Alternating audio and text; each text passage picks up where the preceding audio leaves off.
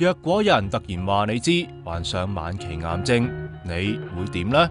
或者聽下靜儀嘅故事，可能會有所啟發㗎。患卵巢癌學識活在當下，少女話突然死都無憾啦。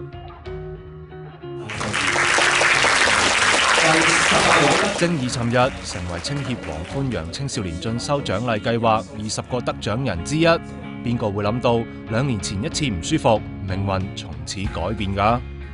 一開始只不過係胃抽筋咁樣痛啦，跟住後尾食咗佢啲藥之後，突然間個肚脹大咗好多，照超聲波，後尾就發現係卵巢癌啊！跟住嗰陣時嘅心情係第一下係崩潰，好驚。因為醫生話佢聽已經係第3期，但本身性格悲觀嘅佢，好快就調整心態，積極面對，全因為爸爸媽媽同埋阿姨啊！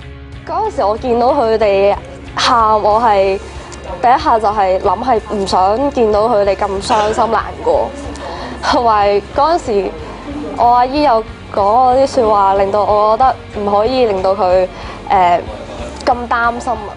靜儀停學1年，做手術切除左邊卵巢，同接受4期嘅化療，期間嘅辛苦，甚至冇晒頭髮，令佢介懷過。但諗既然上天俾困難，即係有能力戰勝病魔啦。最終真係成功咗，不過依家又要面對心臟異變。活在當下係我出咗事之後係我一直嘅諗法咯。我係真係而家係。因為我以前嘅諗法係，我而家捱多啲，我第日可以即係可以生活得好啲。跟住，但係經過呢件事之後，完全係轉變咗，係我反而係想珍惜而家每一分每一秒。其實而家現狀我都已經好滿足啦。我覺得如果就算突然間死咗，我都覺得冇任何嘅遺憾咯。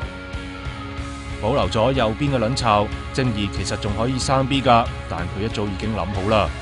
我會堅持，第日可能都唔會生 BB。始終我成個家族都好似好高風險，跟住我驚如果我真係生 BB 嘅話，會令到 BB 都可能會有癌症。其次係我都驚，如果我懷孕嘅話，都會再一次改變身體入邊嗰啲基因嗰啲，可能又會復發之類嗰啲。多謝你。其實仲有好多人好似靜儀咁，細個就遇上苦難，好似17歲患侏儒症嘅海傑，自細飽受歧視。想知佢點樣面對？睇另一隻動新聞啦。